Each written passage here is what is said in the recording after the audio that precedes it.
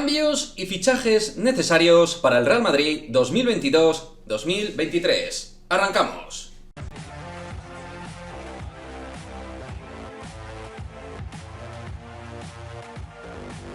¿Qué pasa, chicos? Muy buenas, bienvenidos a otro vídeo de Madridismo al Día TV. Bueno, antes de ir con los cambios y con los fichajes que considero necesarios para el Real Madrid 2022-2023 de básquet, deciros que hasta el final de temporada obviamente hay que apoyar al equipo. Espero que haya una progresión, haya sensación de mejora y competitivamente sigamos dando pasos, como creo que dimos frente al Barça. Y por supuesto, al margen de que considero que Lasso no debe continuar la próxima temporada, yo quiero que este equipo termine de la mejor manera y quiero lo mejor. Esto lo digo porque he percibido la sensación de que parece como si le tuviera algún tipo de manía especial a Pablo Lasso. Y ya lo he dicho en varios vídeos, pero lo vuelvo a recalcar, Pablo Lasso es una leyenda del madridismo y del Real Madrid, y me gustaría que se fuera de la mejor manera. Al margen de que considero que se necesita un nuevo impulso y refrigerar el vestuario, Pablo Lasso para mí tiene todo mi respeto, por supuesto, como entrenador madridista. Y dicho esto, vamos con los cambios que entiendo que debería hacer el Real Madrid de baloncesto de cara a competir al máximo nivel, al menos lo que entiendo yo por máximo nivel y lo que entiendo que se debe tener de exigencia a un equipo top Euroliga como es el Real Madrid. Empezamos primero hablando de los americanos, Trae Thompkins y Anthony Randall. Bueno, Trae Thompkins no va a continuar, era una decisión que se hubiera tomado si no a final de temporada. Thompkins ya no tenía sentido que siguiera la próxima campaña. Creo que tomar la decisión este año de que Thompkins y Randall siguieran en el club fue un riesgo porque eran jugadores que venían de tener lesiones muy gravosas. A la hora de recuperar es muy difícil con jugadores con más de 30 años y con cierta sensación de que les cuesta coger su mejor estado de forma por distintas circunstancias. Creo que ha sido un riesgo. Thompkins no va a continuar, ya no es jugador del Real Madrid. Anthony Randall creo que tampoco debería continuar y ahí, por supuesto, y ya lo hablaremos al final del vídeo, toca trabajar y ponerse las pilas para fichar a un buen 4 que pueda compatibilizar con Gerson Yabusel y también de manera parcheada con Gavide, que pueda ayudar por supuesto y mucho en ese puesto de 4. Y por otra parte, también tras la salida de Tristan Vukcevic, yo le daba también dinámica de trabajo en el primer equipo a Elijon Ndiaye, que me parece uno de los grandes proyectos de la cantera, que a mí me ha dado buena sintomatología, buenas sensaciones en lo poco que le he podido ver, y creo que como quinto pívot del Real Madrid, o sexto, si Gavide le contamos como pívot, pues puede tener ahí su margen de crecimiento. Vamos con el asunto de Sergio Llull, que por supuesto es uno de los elementos clave que hay que tocar de cara al futuro. Sergio Llull, entre que tiene obviamente pasaporte español, es veterano del equipo y todavía tiene mucho peso dentro del equipo y no solo del club, creo que va a continuar la próxima temporada. Si fuera por mí, no debería continuar el próximo año. Pero si continúa, entiendo que esté el entrenador que esté, Sergio Llull tiene que asumir otro rol diferente al actual. Es decir, no podemos tener a un Sergio Llull que por distintos motivos, sea por déficit del resto de bases o por confianza excesiva de Pablo Lasso, juegue minutos que no le corresponden ni por edad ni por cuerpo, por físico, por desgaste, por haber sufrido una lesión tan grave y haber tenido, evidentemente, pues una degresión en sus capacidades a nivel de ritmo de baloncesto. El tema de J.C. Carroll, este asunto no se ha resuelto esta temporada, no se ha fichado a ningún escolta, experto, tirador, y eso el equipo, obviamente, pues se resiente. Lógico, es un puesto muy específico y súper importante para poder abrir defensas y generar parciales positivos. Hacer daño por fuera es elemental para luego poder hacer más daño por dentro. Hay que buscar un sustituto de nivel para J.C. Carroll, que por cierto sigue en la web del Real Madrid. En cuanto a más temas de fichajes, pues sí, hay que fichar dos bases. Dos bases, como digo, un escolta tirador y al margen un alero que genere juego de forma dinámica, entendiendo también que Jeff Taylor y Fabián Coser tienen muy pocas posibilidades de continuar el próximo año, terminan contrato, jugadores ya veteranos y por algún sitio tienes que también darle el impulso al equipo. Y no veo yo al club cortando ni a Llull ni a Rudy, además tienen pasaporte español, por lo que entiendo que es más factible que no se renueve ni a Fabián Coser ni a Jeff Taylor. Y ahí el Real Madrid, más la baja no cubierta J.C. Carroll, ahí tendrían que venir pues 2, 3 jugadores que te suban el nivel, tanto en el puesto de alero, aún ya teniendo aleros, necesitamos un alero distinto, más versátil, más creativo, más generador de juego. Luego hablaremos de un nombre propio y varios nombres propios que pueden ocupar esa plaza. Y luego en el puesto de escolta, como digo, es elemental fichar un jugador que no le queme la mano.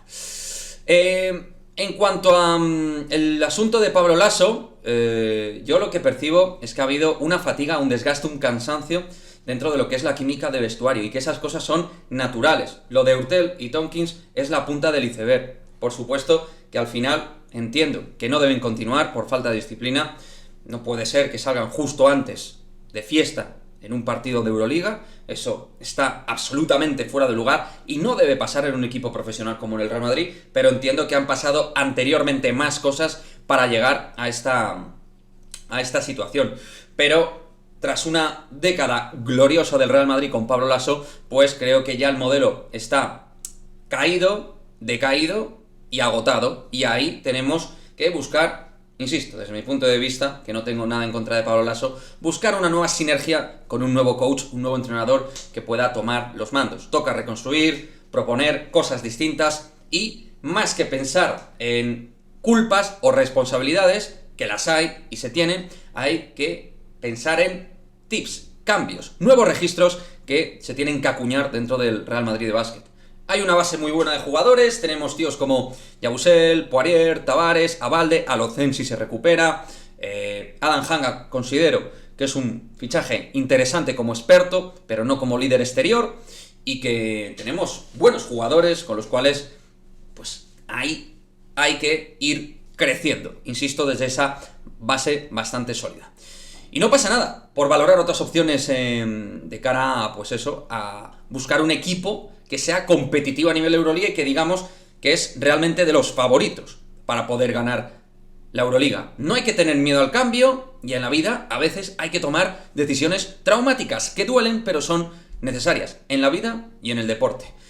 Mi propuesta es construir un equipo ganador, competitivo, pensando en perfiles diversos dentro del nivel Euroliga. 4, 5 fichajes en esa horquilla que te puedan subir tu nivel de cara a tener mejor tiro exterior, tener más creatividad, mejor mano, más calidad, más técnica y seguir sumando también nivel de piernas, defensa.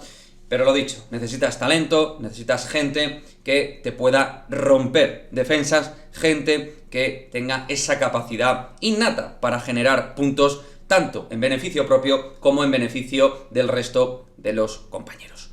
2 bases de distinto perfil, un escolta tirador que no le queme la mano y que sepa de la profesión de raza tirador, es decir, que tenga experiencia algo contrastada, ¿no? A nivel europeo, o que si es en otra liga que sea un jugador realmente relevante. Y un alero top, como digo, que tenga gran físico y pueda ser incisivo de cara al ataque, que también pueda aportar en defensa cosas. Jugador completo, ¿no? Digamos, que pueda aportar de verdad en varios registros dentro del juego. Y también un 4. Es importante, como he dicho al principio, tener un 4, pero que quizá comparta un rol algo diferente al menos al de Gerson Yabusel. Más dedicado también a anotar por fuera, que pueda jugar el pop, que tenga calidad Real Madrid, que pueda ser un jugador de talento, que pueda sumar en la segunda unidad, pero que también pueda rebotear, sea un jugador con buen quilaje para parar penetraciones, para poder luchar frente al 4 rival, en fin, que tampoco sea un jugador liviano y que tengan que asumir un rol importante dentro del puesto de 4. Jugadores interesantes, que se han hablado además de ellos, de hecho en este canal y en otros medios de comunicación, lo han comentado periodistas, etcétera, etcétera. Yo, de verdad, no me parece una utopía mejorar este equipo sin fichar jugadores a talonario. Es decir, tú puedes fichar muy buenos jugadores, hay que invertir pasta, hay que poner dinero, pero no tienes que arruinar la sección. Puedes fichar jugadores que acaban contrato, puedes fichar jugadores que realmente ya estén demostrando cosas, pero que tengan margen y anchura de crecimiento para ser jugadores relevantes en un Real Madrid. Entonces, bueno, ahí tenemos un conglomerado de gente con más o menos experiencia que os voy a comentar. Os podía comentar mucho más, pero si no ya el vídeo sería súper largo. Pero bueno, aquí está Raulsinho Neto, que se ha hablado de él, Lorenzo Brown, Facu Campaso, que vamos a ver porque todavía queda la incógnita de ver qué pasa con él la próxima temporada. Si no, debe ser prioridad A para el Real Madrid dentro del puesto de base. Pero lo dicho, Raulsinho, Lorenzo Brown, distintos bases Y para mí, dos bases. Yo, por ejemplo, si encuentro de cara a la próxima temporada dos bases como Raulsinho Neto, Lorenzo Brown y a eso le metes Carlos Alocén, pues creo que tienes calidad para anotar por fuera, tienes defensa, tienes agresividad, tienes piernas, tienes un poco de todo, y que es diferente a tener un base que realmente al final te acorte la manga porque en defensa sea un auténtico caos como era Tomás Hurtel. Luego, en el puesto de escolta, para mí ya sabéis mi favorito es Elio Cobo, que termina contrato. Zanan Musa, por supuesto, hay que ir a por él. De hecho, parece ser que el Real Madrid lo podría tener bastante encarrilado el asunto de Zanan Musa. Me parece un movimiento de manual y de calidad de verdad. Creo que es un chico que va a dar mucho, mucho en Europa. Marius Grigonis, que le conocemos de nuestra liga. Caleb Hemsley, que ha sonado para varios equipos importantes de Europa, pero juega en Eurocup y es un jugador que este verano va a dar el salto sí o sí. Jordan Lloyd, que ya sabéis que es un jugador que a mí me gusta mucho, en Valencia Basket dejó muy buenas sensaciones y luego, tanto en Estrella Roja como en Zenit de San Petersburgo, el norteamericano ha demostrado ser un jugador notable a nivel de anotación, jugador muy difícil de parar en carrera, muy buen penetrador, agresivo hacia canasta y con, pues eso, el fuego y el calor que se necesita para poder anotar de forma regular. Y en ese sentido igual Nemanja Nedovic jugando en Panathinaikos, que es un auténtico solar de equipo en Grecia, que está en Euroliga porque hay los cupos griegos que hay, pero vaya, Nemanja Nedovic es un tío que como experto dentro del puesto de escolta te puede dar aún muchísimo. Es un jugador que por momentos es imparable, y ahí está. Y luego Tyler Dorsey, otro que termina contrato, el jugador griego, termina contrato con Olympiacos, no sabemos de momento nada de su renovación, se la ha vinculado tiempo atrás con el Real Madrid y me parece un jugador que también te aporta muchísimas cosas.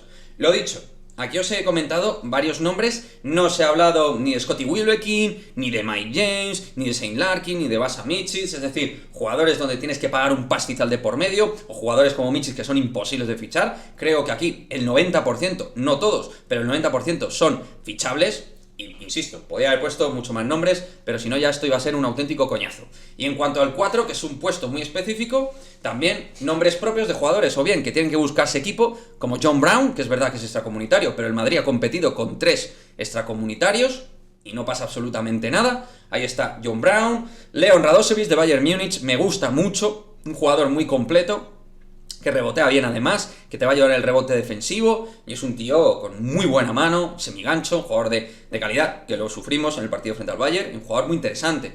Hablando de Alemania, otro jugador que está allí, en este caso alemán, Oscar da Silva, jugador del Alba Berlín, que es un 4 muy versátil, gran penetrador, un jugador que de espaldas juega bien, grandes giros de semigancho hacia tabla, jugador de calidad, que te va a ayudar mucho en el puesto de 4, pero que tiene muy buena lateralidad para defender. Es un jugador muy interesante y que está haciéndolo muy bien. E incluso os pongo un nombre de jugadores agentes libres de la NBA que es muy difícil que vayan a tener un gran contrato. Es el caso de Sekou Doumbouya, el francés de origen guineano. En los Lakers está jugando, un 4 en Europa sería clarísimamente, tío que puede tirar por fuera de manera correcta, sin ser tirador, pero que es un jugador agresivo, un jugador con muy buenas manos defensivas, que puede correr y jugar el run and gun de manera fiable, jugador de estos que gustan a la afición del Real Madrid dentro del puesto de 4. Y un jugador joven, que vamos a ver qué pasa con su futuro, pero se podrían mirar muchas opciones, chicos, muchas opciones en los distintos puestos que entiendo que el Real Madrid